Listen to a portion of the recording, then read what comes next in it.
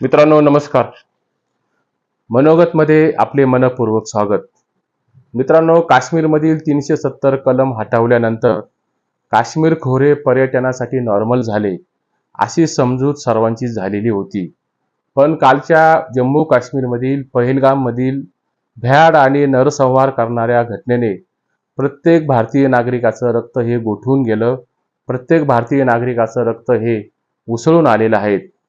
मित्रांनो, या क्रूर हल्ल्यामध्ये 28 पर्यटकांचा हृदयद्रावक अंत झाला. जम्मू काश्मीरमधील घटनेने संपूर्ण देशाचे काळीज चिरणारे फोटो सोशल मीडियावर मोठ्या प्रमाणावर व्हायरल झाले. त्यामध्ये 15 एप्रिलला लग्न आणि 16 एप्रिलला रिसेप्शन आणि 21 एप्रिलला काश्मीरला हनीमूनसाठी गेलेल्या नवदाम्पत्याचा झालेला करुण अंत आणि त्यामध्ये त्या मृतदेहाशेजारी हातात चुडा भरलेल्या महिलेचे छायाचित्र पाहून मन अतिशय विदीर्ण झालं, मन अतिशय सुन्न झालं. हाताची मेहंदी अजून सुकलेली नसताना निष्प्राण देहाशेजारी बसलेला फोटो पाहून त्यामध्ये संपूर्ण आयुष्याचं तुटलेले स्वप्न, नीतीने रक्ताच्या थारोळ्यात तिचा संसार हा विस्कटून टाकलेला होता, हे मात्र मनावर कुठंतरी घाव करून गेलं. मानवी संवेदना व जीवाचा थरकाप उडवणारा फोटो हा अक्षरशः मन हेलावून टाकणारा होताच. जम्मू काश्मीरमधील निष्पाप निर्दोष निशस्त्र पर्यटकांवर दहशतवाद्यांनी चालवलेली प्रत्येक गोळी ही गोळी काश्मीरच्या आणि अखंड देशाच्या हृदयाला चिरून टाकणारी होती. भारतीय एकात्मतेच्या हृदयामध्ये ती गोळी आरपार निघून गेलेली होती. हृदयाच्या चिंधड्या उडवणाऱ्या या आतंकवाद्यांच्या दहशतवाद्यांच्या गोळ्या होत्या. धर्म विचारून 28 जणांवर गोळ्या झाडल्या गेल्या. तेव्हा काश्मीरमधील दहशतवाद आणि मृत्यूचं थैमान हे अजूनही तांडव करत आहेत. ते थैमान अजूनही थांबलेलं नाही आणि दहशतवाद मात्र अजूनही जम्मू काश्मीरमध्ये हा धगधगतो आहे, तो अजून संपलेला नाही. हे कालच्या झालेल्या नरसंहारातून पुन्हा एकदा हे दिसून आलेलं आहे. अतिरेक्याच्या बंदुकीतून सुटलेली प्रत्येक गोळी ही भारताच्या आणि काश्मीरच्या काळजावर घाव करून गेली, तशीच ती प्रत्येक भारतीयांच्या मनावर देखील घाव करून गेली. वास्तविक पहलगाम सारख्या घटनेतून अनेक प्रश्नांकित प्रश्नांची मालिका या ठिकाणी उभी राहते. या ठिकाणी उन्हाळ्याच्या सुट्टीत दरवर्षी हजारो भारतीय पर्यटक हे पहलगाममध्ये जातात. वास्तविक पहलगाममध्ये उत्पन्नाचा स्रोत हा पर्यटन असल्यामुळे त्या पर्यटनामध्ये भारतीय नागरिकांच्या सुरक्षेची हमी ही तेथील राज्य सरकारने घेतलेली नव्हती काय, किंबहुना तेथील राज्य सरकारने किंवा भारत सरकारच्या गृह खात्याने तेथील पर्यटकांसाठी सुरक्षा व्यवस्था आणि भारतीय फौजा ह्या तैनात केलेल्या नव्हत्या का?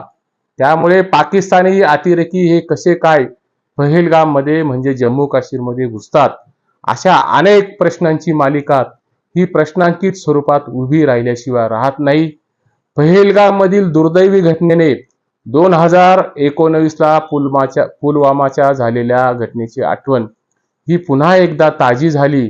त्यामुळे भारतातील सुरक्षा व्यवस्था ही एवढी गंजली आहे की त्यातून अनेक प्रश्न निर्माण होतात, किंबहुना भारताची सुरक्षा व्यवस्था ही त्यातील असलेलं अपयश हे अधोरेखित केल्याशिवाय राहत नाही. गुप्तचर यंत्रणा व गृह मंत्रालयाचं हे कालच्या पहलगाम मधील घटनेचं अपयश असू शकतं का, असे अनेक प्रश्न या निमित्ताने उभे राहतात. मनात प्रश्नांचं काहूर या निमित्ताने उभं राहतं.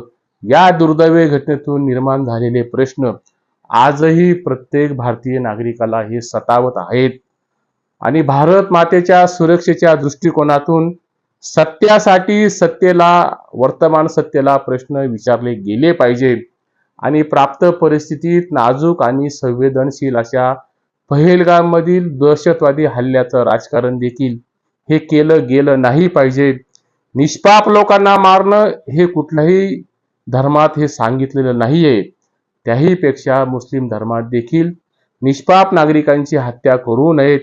ज्या निष्पाप नागरिकाची हत्या एका नागरिकाने केली त्यांनी मात्र संपूर्ण मानव जातीची हत्या केली, असं इस्लाम धर्मातील अनेक ग्रंथ आणि कुराण हा पवित्र ग्रंथ सांगतो.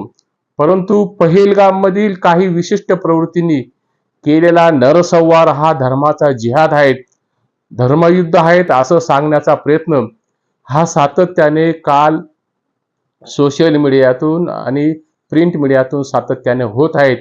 परंतु या अमानुष अशा नरसंहाराला धार्मिक आणि धर्माचा रंग देणं हे देखील भारत मातेच्या एकात्मतेच्या दृष्टीने हे तितकंसं योग्य नाहीये. या अमानुष आणि नरसंहार घडणाऱ्या घटनेचा या ठिकाणी धिक्कार आणि निषेध हा प्रामुख्याने केला गेलाच पाहिजे. परंतु या घटनेच्या आडून धर्माच्या साखळदंडातून भारतीय जनता बाहेर येऊ नये अशी मानसिकता इथल्या राज्यकारण्यांना ही वाटते. दहशतवादाचा धर्म हा फक्त आणि फक्त मुस्लिमच असू शकतो असं अजिबात नाहीये. हिंदू दहशतवाद पण या देशाने पाहिला आणि अनुभवला देखील आहेत. मग ते प्रकरण अखलाकचं असो, गुजरातमधील लैंगिक अत्याचाराचं असो, गुजरातमधील हत्येचं असो, महात्मा गांधींपासून नरेंद्र दाभोलकर, त्यानंतर गोविंदराव पानसरे यांची आणि त्याचबरोबर कुलबर्गींची हत्या आणि त्या हत्येचं समर्थन करणारे कितीतरी उदाहरणं हे या ठिकाणी देता येऊ शकते. बिहार, पश्चिम बंगाल आणि पंजाबच्या निवडणुका आणि त्याचबरोबर उत्तर प्रदेशच्या निवडणुका ह्या नजीकच्या काळात ह्या होऊ घातलेल्या आहेत.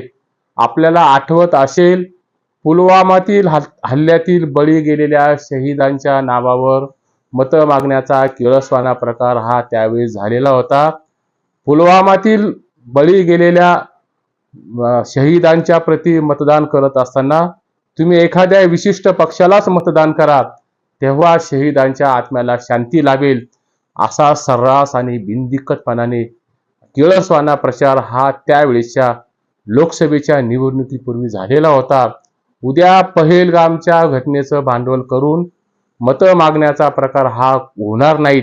हे कशावरून नवे मतं मागितले जातील अशी येथील राजकीय व्यवस्था ही निश्चितपणाने निगरगट्ट आणि बधीर बनलेली आहेत. हा देश एकसंघ आहे. इथला प्रत्येक दहशतवादी हा देशाचा दुश्मन आहे. इथला प्रत्येक दहशतवादी हा देशाचा वैरी आहे. हे मात्र विसरू नका. किंबहुना इथला प्रत्येक दहशतवादी, इथला प्रत्येक माथेफिरू हा मानवतेचा वैरी आहे. हे मात्र कुठेतरी अंतःकरणावर कोरून ठेवा. धर्माच्या नावाखाली जिहाद पुकारणाऱ्यांना सज्जड दम आणि जाब या ठिकाणी विचारला गेला पाहिजे. हे मात्र तितकंच सत्य आहे. त्यामुळे धर्मयुद्ध पुकारणाऱ्यांना आणि जिहाद पुकारणाऱ्यांना काश्मीर हा शांत नकोय. काश्मीर हा सातत्याने अशांत हवा. काश्मीर हा त्यांना धगधगता हवाय. काश्मीर हा त्यांना हा रक्तरंजित आणि रक्ताळलेला काश्मीर हा आतंकवाद्यांना आणि दहशतवाद्यांना हवा आहे. परंतु त्यांचे मनसुबे हे कधीच पूर्ण होणार नाहीये. जेव्हा एखाद्याचा धर्म विचारून गोळी मारली जाते तेव्हा तो मात्र अधर्म असतो आणि मानवी वेशातील सैतानच हे अघोरी कृत्य करू शकतात. हे कुठेतरी लक्षात घ्या. हलाल आणि झटका मटनच्या प्रकरणात दुकानदाराचा धर्म कळावा म्हणून त्याच्या नावाची पाटी लावण्याची सक्ती करायची आणि धर्म विचारून गोळ्या झाडणं या दोन्ही गोष्टी सारख्याच प्रमाणात निंदनीय आहेत. त्या गोष्टी सारख्याच प्रमाणात वाईट देखील आहेत. आपल्याला भविष्यात असा भारत नको आहे जिथे धर्माच्या नावावर मृत्यूचं थैमान आणि मृत्यूचं तांडव उभं राहील. त्यातून मुडदे पाडण्याचं राजकारण या देशामध्ये सातत्याने सुरू राहील. हे मात्र या ठिकाणी नकोय. पहेलगाममधील त्या अमानुष हत्येतील अश्रूंना व वेदनेला शब्दात व्यक्त करणं हे अतिशय कठीण आहेत, अवघड देखील आहेत. पुलवामाच्या घटनेचं जसं राजकारण झालं तसं पहेलगामचं ही होणार नाहीत.